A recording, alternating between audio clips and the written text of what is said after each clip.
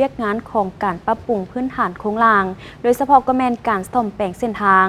ซึ่งทางด้านสภาแห่งชาติได้เห็นดีในการให้นโยบายสุขโยส่งเสริมการก่อสร้างและซ่อมแปลงทางในระยะใหม่โดยลดผ่อนอัตราภาษีอากรนำเข้าวัสดุก่อสร้างและกลจักรค่าทรัพยากรธรรมชาติและอัตราอากรมูลค่าเพิ่มของโครงการซึ่งจะเห็นให้มูลค่าโครงการลดลงประมาณ17 ส่วนห้อยท่านนางปิ่งคำ ลาสสิมาประธานกรรมาธิการเศรษฐกิจเทคโนโลยีและสิ่งแวดล้อมสภาแห่งชาติได้ตั้งหน้าให้คณะประจำสภาแห่งชาติประกอบคำเห็นต่อบทรายงานเกี่ยวกับการให้นโยบายสุขโยส่งเสริมการก่อสร้างทางและซ่อมแปลงทางในระยะใหม่ที่เสนอโดยรัฐมนตรีกระทรวงโยธาธิการและขนส่งและรัฐมนตรีกระทรวงการเงินในวันที่12 มิถุนายน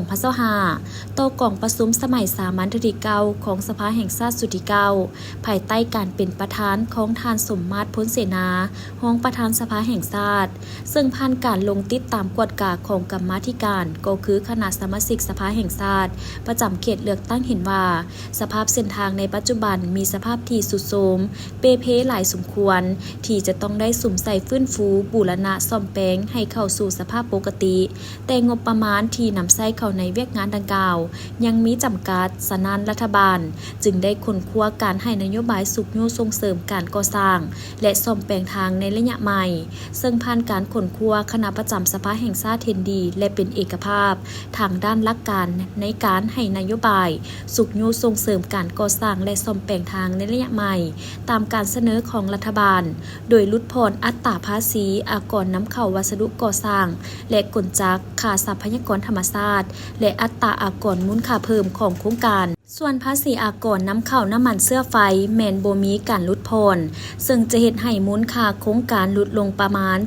17.43 ส่วนห้อยพร้อมทั้งจะสร้างเงื่อนไขและสามารถดึงดูดให้นักลงทุนทางภายในและต่างประเทศเข้ามาลงทุนใส่การพัฒนาพื้นฐานโครงล่างไหลขึ้น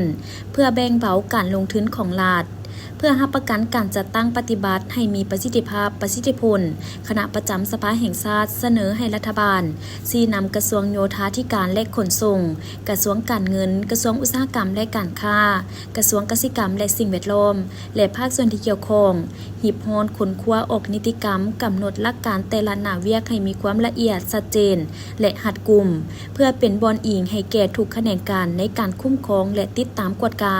ให้รัฐบาลจัดเลี้ยงบุริมสิทธิ์ของโครงการที่จะได้รับนโยบายสุขโยส่งเสริมจำกัดโครงการที่เป็นเป้าหมายเหตุทดลองโดยเฉพาะทั้งหลวงแห่งชาติที่เปเพนักหน่วงและมีการขนส่งโดยสารและสินค้าจำนวนหลายเสนอให้รัฐบาลชี้นำกระทรวงโยธาธิการและขนส่ง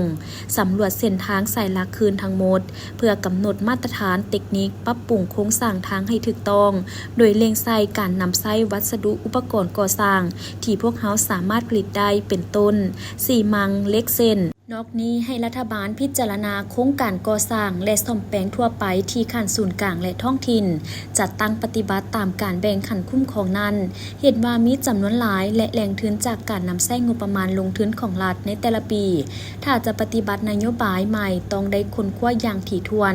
กำหนดกลไกที่แน่นอนเพื่อบ่ให้เกิดช่องว่างและทั้งบ่สร้างผลกระทบให้แฮงต่อการเก็บรายรับประจำปีแต่ละปีของรัฐบาลให้รัฐบาลชี้นำกระทรวงการเงินกำหนดกลไกการคุ้มครองและติดตามกฎกาการนำเข้าวัสดุก่อสร้างและกลจักรอย่างเข่งขาดเพื่อบ่ให้มีการสวยไส้โอกาสและเป็นช่องว่างในการนำเข้าวัสดุและกลจักรมานำใช้เข้าบ่ถูกต้องตามเป้าหมายให้รัฐบาลขนคว้าพิจารณาแบ่งความรับผิดชอบให้องค์การปกครองท้องถิ่นเป็นเจ้าการในการคุ้มครอง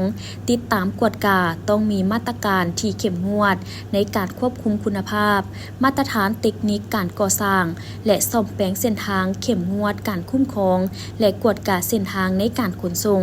ประเภทรถบรรทุกน้ำหนักรถบรรทุกและมีความพร้อมรอบด้านในการปฏิบัติมาตรฐานที่เข้มงวดและเด็ดขาดต่อผู้บรรทุกน้ำหนักเกิน